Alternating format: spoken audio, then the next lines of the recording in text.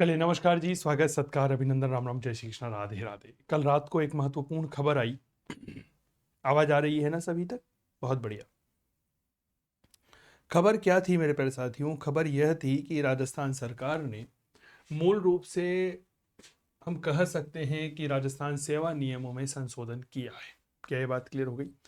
आवाज आ रही होगी क्लियर? ठीक है, सब कुछ क्लियर है। बहुत बढ़िया।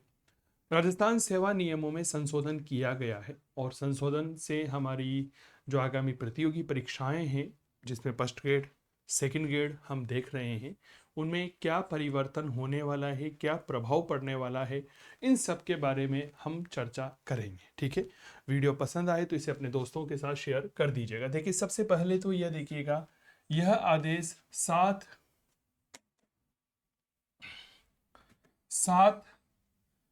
फरवरी 2024 को लागू किया गया है, जारी किया गया है। क्लियर हो गई बात? जी हाँ, कल ही जारी किया गया है। भारत के संविधान के अनुच्छेद 309 के परंतुक के द्वारा प्रदत्त शक्तियों का प्रयोग करते हुए राजस्थान के राज्यपाल राजस्थान शिक्षा राज्य एवं अधीनस्थ सेवा नियम 2021 को, ब्राइटनेस कम है, सेवा नियम 2021, इसके पहले के जो नियम थे वह 2021 थे, 2023 में संशोधित किए गए थे, 2024 में फिर से संशोधित किए गए हैं। निम्न नियम बनाए गए। अब हम केवल काम की बात करेंगे। 10 पेज का ये नियम है। पूरे के पूरे पढ़ने की आवश्यकता नहीं है इस समय, ये बात याद रखिएगा। ठीक है, संक्षिप्त नाम ये हमारे काम का नहीं है। नियम 31 का संशोधन, ठीक है, सदस्य सचिव, ठीक है, यह अपने काम का नहीं है। आयोग के अध्यक्ष निदेशक, ये सब ठीक है।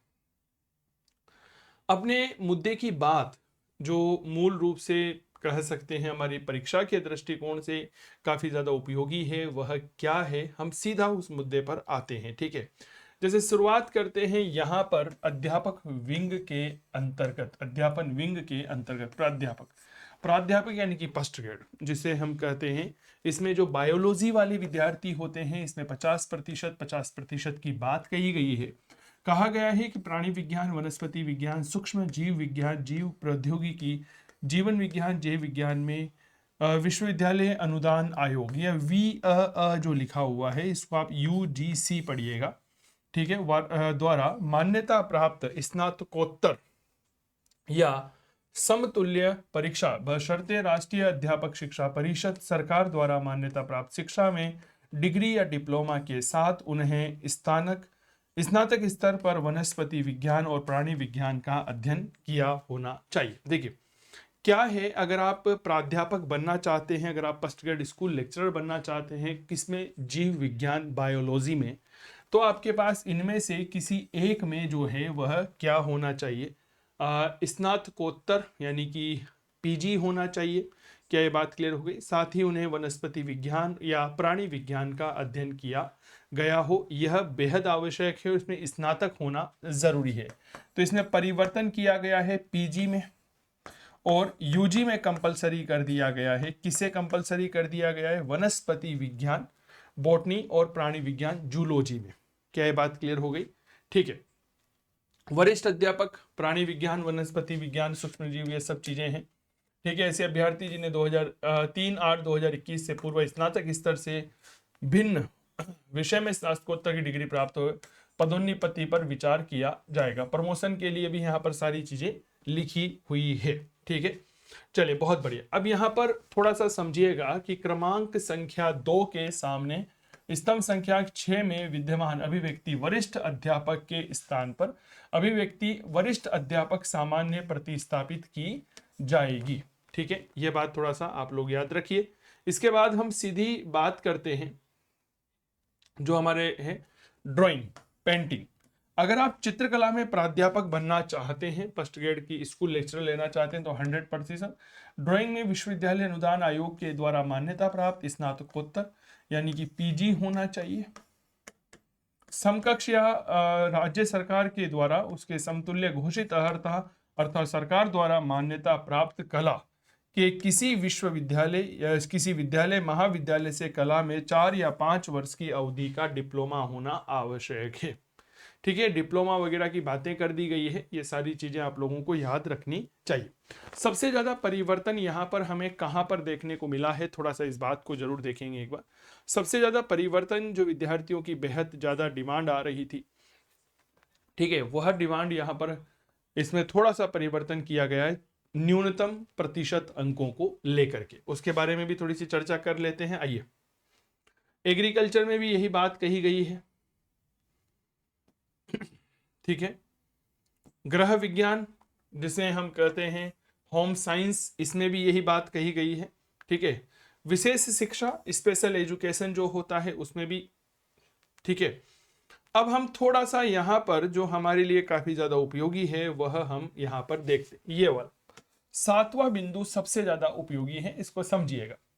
अनुसूची 3 का संशोधन उक्त नियमों से संलग्न अनुसूची 3 में शीर्ष 3 विद्यालय प्राध्यापक के पद के लिए परीक्षा की स्कीम पाठ्य विवरण के अधीन क्रमांक यह रहेगा। विद्यालय प्राध्यापक का मतलब होता है आपके फर्स्ट ग्रेड की स्कूल लेक्चरर की विज्ञप्ति, ठीक है।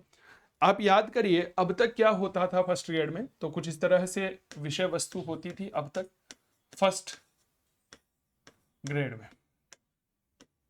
2 पेपर होते थे, ठीक है। पहला पेपर जीके जीएस का होता था, 75 सवाल इसमें आते थे और इसमें जो है 150 नंबर का यह हुआ करता था। क्लियर बात। दूसरा 150 सवाल का होता था, है ना, और इसमें आपके कितने नंबर के होते थे, 300 नंबर का। इसमें 2 पार्ट हम मान सकते हैं, एक तो आपके सब्जेक्ट का होता था और एक जो है वह साइकोलॉजी का हुआ करता था, ठीक है। ये अब तक का पैटर्न था, लेकिन अब इसमें किस तरह से परिवर्तन किया गया है थोड़ा सा इसको देखिएगा। प्रश्न पत्र 1, ठीक है, प्रश्न पत्र 1 जिसे हमने क्या कहा, जीके और जीएस का पेपर नाम दिया था, इसके बारे में सुनिएगा। सामान्य अध्ययन की मध्य संख्या 5 में विद्यमान अभिव्यक्ति, जो 5वें नंबर का पॉइंट होता है जिसे हम शैक्षिक प्रबंधन कहते हैं, एजुकेशनल मैनेजमेंट कहते हैं, के स्थान पर अब अभिव्यक्ति शैक्षिक मनोविज्ञान या शैक्षिक प्रबंधन प्रतिस्थापित की जाएगी। क्लियर बात। प्रश्न पत्र 2 जो आपके सब्जेक्ट का होता था, इसमें संबंधित विषय की मत संख्या 4 में विद्यमान अभिव्यक्ति शैक्षिक मनोविज्ञान हटाई जाएगी। कहने का मतलब यह है कि जो आपके दूसरा पेपर होता था किसमें, फर्स्ट ग्रेड में, अब तक की बात कर रहा हूं, उसमें जो आपके 30 सवाल साइकोलॉजी के आते थे, कितने सवाल आते थे मनोविज्ञान के, 30 क्वेश्चन इसमें आपके पूछे जाते थे और 120 क्वेश्चन आपके सब्जेक्ट के आते थे। यह 30 क्वेश्चन अब जो है कहाँ डाल दिए जाएंगे, फर्स्ट पेपर में डाल दिए जाएंगे। तो मुझे अब ऐसा लगता है कि वर्तमान में क्या हो सकता है, संभावित क्या है, इसे हम ऐसा भी कह सकते हैं कि अब भविष्य में क्या संभावित हो सकता है। जो आपके फर्स्ट पेपर है फर्स्ट ग्रेड का, जिसे हम जीके और जीएस का नाम दे रहे हैं, इसमें 100 प्रश्न होने की संभावनाएं व्यक्त की जा सकती है 200 नंबर का। क्या ये बात क्लियर हो गई? कृपया एक बार सूचना उपलब्ध करवाइए। बाकी अगर आपके मन में इस तरह इसके संदर्भ में कोई भी प्रश्न आ रहा हो तो वो भी आप मुझसे पूछ सकते हैं, ठीक है। तो यहां पर क्या परिवर्तन किया गया है, अब जो मनोविज्ञान अब तक जो आपके फर्स्ट ग्रेड के सेकंड पेपर में सब्जेक्ट के साथ हुआ करता था, अब वह नहीं होगा। क्या ये बात क्लियर हो गई? नई परीक्षा की विज्ञप्तियां जब भी आएगी आपके आने में ही है, यह आपको पता ही है। यह अब इस नए पैटर्न के अनुसार ही आएगी, जिसमें हम इस बात को देख रहे हैं कि मनोविज्ञान अब फर्स्ट पेपर का इंपॉर्टेंट पार्ट बन गया है। क्लियर हो गई बात? ये बात याद रखिएगा। तो जिस मनोविज्ञान से हम सब डरते थे अब तक कि भाई ये तो सेकंड पेपर में आता है, नहीं भैया, अब सेकंड पेपर में नहीं आएगा, फर्स्ट पेपर में आएगा। तो स्वाभाविक बात है, फर्स्ट पेपर में जो है प्रश्नों की संख्या बढ़ाई जाएगी, उसके नंबरों की संख्या भी बढ़ाई जाएगी। और हो सकता है अब सेकंड पेपर में ऐसा हो जाए कि जो 150 प्रश्न में से 120 प्रश्न सब्जेक्ट के आते थे, उनको बढ़ा करके 150 प्रश्न कर दिए जाएं। कुछ टॉपिक और ऐड किए जा सकते हैं, कुछ में परिवर्तन संभव है, कुछ हटाए जा सकते हैं। क्या ये बात क्लियर हो गई? कुलदीप भाई पूछ रहे हैं सर जूनियर अकाउंटेंट में तो कोई चेंजेस नहीं होगा ना? मेरे दोस्त, अब तक जो भर्तियां आ चुकी है उनमें कोई परिवर्तन नहीं होगा। यह जो नियमावली है यह नई आने वाली भर्तियों के लिए है। क्या ये बात क्लियर हो गई कुलदीप भैया?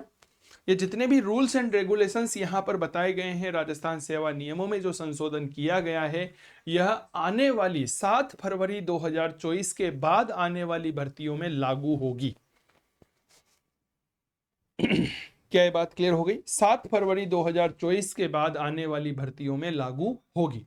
उसके पहले वाली भर्तियों में यह किसी भी प्रकार से लागू नहीं होगी। क्लियर हो गई बात? यहां पर एक बार मुझे बता दीजिए।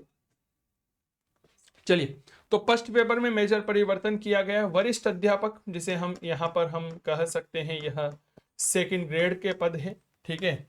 इसमें क्या है, कुछ परिवर्तन किया गया है। प्रश्न पत्र 1 के क्रमांक 6 में विद्यमान अभिव्यक्ति प्रत्येक प्रश्न पत्र के लिए हटाई जाएगी।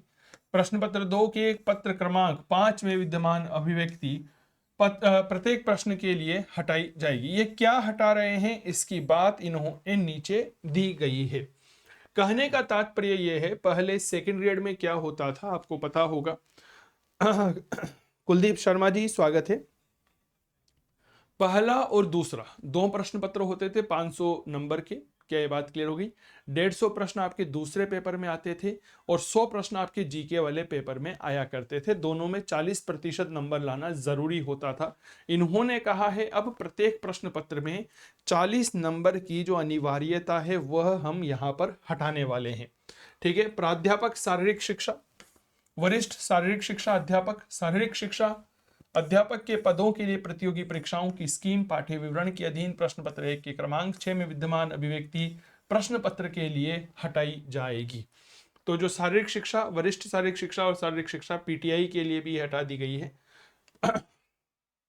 पुस्तकालय अध्यक्ष ग्रेड 2 ग्रेड 3 के पद के लिए प्रतियोगी परीक्षा की पाठ्य विवरण के अधीन, ठीक है, प्रत्येक प्रश्न के लिए लाइब्रेरियन में भी हटा दी गई है। क्या यह बात क्लियर हो गई है? ठीक है साहब, हो गया। देखिए साहब, मद 2 के अधीन विद्यमान अभिव्यक्ति सूचीकरण का मानक और पाठ्यक्रम के स्थान पर अभिव्यक्ति सूचीकरण की मानक पढ़ा जाए। मद 3 के अधीन विश्व और भारत का सामान्य ज्ञान हटाया जाएगा। मद 3 के अधीन, ठीक है, ये वाला जो ये प्रश्न पत्र 2 के क्रमांक 6 में है, किसमें? लाइब्रेरी वाले में, उसकी बात यहां पर कही जा रही है। उसमें अब आपके सामान्य ज्ञान का प्रश्न नहीं आएगा। क्लियर हो गई? अधीन विद्यमान अभिव्यक्ति उनकी विशेषताएं CCED UDC के स्थान पर अभिव्यक्ति उनकी विशेषताएं CCDDC UDC प्रतिस्थापित की जाएगी। मद 4 के अधीन विद्यमान अभिव्यक्ति शिक्षा मनोविज्ञान भी हटाई जाएगी। किसके अंतर्गत हटाया जा रहा है? यह पुस्तकालय अध्यक्ष। प्रयोगशाला सहायक के लिए क्या क्या रहेगा सर? प्रत्येक प्रश्न, इसके लिए भी यह हटा दी गई है, ठीक है ना। प्रयोगशाला सहायक में भी न्यूनतम जो अंकों की अनिवार्यता थी वह भी हटाई जा रही है। वरिष्ठ कंप्यूटर अनुदेशकों के लिए जो है, थोड़ा सा इसको पढ़िएगा। न्यूनतम अर्हता 40% होंगे, परंतु अनुसूचित जातियों और जनजातियों के अभ्यर्थियों के लिए उपरोक्त नियम प्रतिशत 5% तक शिथिल किए जाएंगे, ठीक है।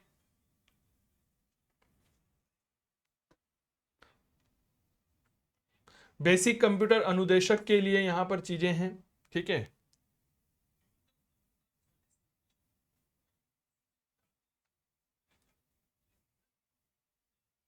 प्राध्यापक विशेष शिक्षा, ठीक है। सारी चीजों में यहां पर जबरदस्त परिवर्तन किया गया है। क्या ये बात क्लियर हो गई? यहां पर प्राध्यापक विशेष शिक्षा स्पेशल एजुकेशन में भी परिवर्तन किया गया है। क्या किया गया है कि परीक्षा अब 450 अंकों की होगी। 2 प्रश्न पत्र होंगे। प्रश्न पत्र 1 जो है उसमें 150 अंकों का होगा, दूसरा 300 अंकों का होगा। समयावधि 1.5 घंटे की और प्रश्न पत्र जो है वह 3 घंटे का होगा। क्लियर बात? दोनों प्रश्न पत्रों में समस्त प्रश्न बहुविकल्पीय प्रकार के होंगे। न्यूनतम आहर अंक 40% होंगे। अनुसूचित जातियों जनजातियों के अभ्यर्थियों के लिए उपरोक्त नियम प्रतिशत में 5% स्थिर किया जाएगा। उत्तरों के मूल्यांकन में नकारात्मक अंकन लागू होगा। प्रत्येक गलत उत्तर के लिए उसे शिष्ट 1/3 अंक काटा जाएगा, ठीक है। चलिए, प्रश्न पत्रों का पाठ्यक्रम कुछ इस तरह से यहां पर दिया गया है। समयावधि 1 घंटा 30 मिनट राष्ट्रीय आंदोलन है, जिसमें राजस्थान का इतिहास, भारतीय राष्ट्रीय आंदोलन पर बल देते हुए राजस्थान का इतिहास, भारतीय इतिहास, ठीक है। मानसिक मेंटल एबिलिटी रहेगी, समसामयिक रहेगी, विशेष शिक्षा के अंतर्गत यहाँ पर चीजें जोड़ी गई है, ठीक है। मतलब इसमें यहाँ पर परिवर्तन हमें देखने को मिला है। अब जो सबसे बड़ा परिवर्तन हमें यहाँ पर देखने को मिला है वह क्या है, थोड़ा सा उस बात को समझिएगा। सबसे बड़ा परिवर्तन हमें सेकंड ग्रेड में देखने को मिला है। अब आपके मन में प्रश्न आ रहा होगा, सर सेकंड ग्रेड में क्या परिवर्तन देखने को मिला है? सेकंड ग्रेड में यह परिवर्तन देखने को मिला है कि जहां पर पहले प्रश्न पत्र 1 और प्रश्न पत्र 2, पेपर 1 और पेपर 2 में दोनों में ही अलग अलग में 40% के साथ पेपर को उत्तीर्ण करना आवश्यक होता था, अब वहां पर ऐसा नहीं है। क्या ये बात क्लियर हो गई? तो अब क्या परिवर्तन किया गया है, थोड़ा सा इस बात को समझिए। अब इसमें परिवर्तन यह किया गया है कि दोनों को मिलाकर के 40% लाना अनिवार्य है। क्लियर हो गई क्या बात? थोड़ा सा इस स्कीम को समझिएगा, विशेष तौर पर सेकंड ग्रेड के लिए। सर इसमें 2 पेपर होते थे, याद करिए, ठीक है। जो पहला पेपर होता था इसमें 100 क्वेश्चन होते थे और 200 नंबर के यह होते थे। दूसरा जो पेपर है इसमें आपके 150 क्वेश्चन होते थे और यह 300 नंबर का होता था। क्लियर? अब पहले क्या था? पहले यह था कि इसमें से 40% यानी कि 80 नंबर लाना कंपलसरी था और इसमें आपके 8 तिया 4 तिया 12 120 नंबर लाना अनिवार्य था, तब जाकर के आप यहां पर पास कर सकते थे। लेकिन अब इसको क्राइटेरिया को समाप्त करके क्या कहा गया कि दोनों पेपर में मिलाकर के 40% लाना अनिवार्य है। ठीक है, कितना हो गया? 500 हो गया, 500 का 40%, 200 नंबर लाना अनिवार्य है। अब यहां पर क्योंकि जो विद्यार्थी जिसका सब्जेक्ट बहुत अच्छा होता है ना, वह विद्यार्थी जीके में कमजोर हो जाता है। कहीं सारे मैं ऐसे विद्यार्थियों के अपने अध्यापन काल में पिछले कुछ दिनों में मिला हूं जिन्होंने यह कहा, सर मैं जीके में फेल हो गया था, है ना। कहीं सारे फर्स्ट ग्रेड में भी हमने यही चीज समझी। फर्स्ट ग्रेड में हालांकि कोई परिवर्तन नहीं किया गया है। फर्स्ट ग्रेड में जो मेजर परिवर्तन किया गया है वह परिवर्तन किया गया है कि जो आपका साइकोलॉजी का पार्ट है वह साइकोलॉजी का पार्ट अब आपके फर्स्ट पेपर में कर दिया गया है। बाकी और कोई परिवर्तन यहां पर नहीं किया गया है। सबसे बड़ा जो मेजर परिवर्तन किया गया है वह सेकंड ग्रेड में न्यूनतम प्राप्तांकों को लेकर के परिवर्तन किया गया है। क्या यह बात क्लियर हो गई? न्यूनतम प्राप्तांकों को लेकर के परिवर्तन का प्रारूप इस तरह से रखा गया है मेरे प्यारे साथियों कि कहीं ना कहीं हम यह कह सकते हैं कि अब सेकंड ग्रेड में प्रत्येक पेपर में अलग अलग 40% लाना अनिवार्य नहीं है। आपको एक ही पेपर, दोनों पेपर में मिलाकर के 40% लाना होगा, ठीक है आपकी। और यह सब चीजें जो है, जितनी भी घटनाएं आप यहां पर देख रहे हैं, जितने भी नियमावली देख रहे हैं, यह सारी की सारी नियमावली 7 फरवरी 2024 के बाद जारी होने वाली विज्ञप्तियों पर लागू होगी, है ना। आपके मन में इस तरह का प्रश्न आ रहा था कि सर इसके पहले भी क्या लागू होगी? नहीं, इसके पहले कोई लागू नहीं होगी। चलिए, उम्मीद करता हूं यह सारे प्रश्नों का प्रारूप आपको समझ में आ गया होगा। कई सारे परिवर्तन किए गए हैं, आपको हमने सारी परिवर्तनों पर बहुत अच्छे से चर्चा कर ली। बताइए, मन में कोई भी प्रश्न हो तो बेझिझक कमेंट करके हमें जरूर बताइएगा। आप काव्य क्लासेस कोटा का मोबाइल एप्लीकेशन डाउनलोड करिए, वहां पर आपको पेड क्लासेस मिल जाएगी। चैनल पर नए हैं तो सब्सक्राइब करिएगा, क्योंकि सब्सक्राइब करने के कोई पैसे नहीं मिलते हैं, नहीं लगते हैं, ठीक है। जय हिंद, जय भारत। मेरा नाम चंदू जैन है। फिर मुलाकात करते हैं, तब तक मस्त रहें, स्वस्थ रहें, करते रहें इतिहास की बात चंदू जैन के साथ। नमस्कार।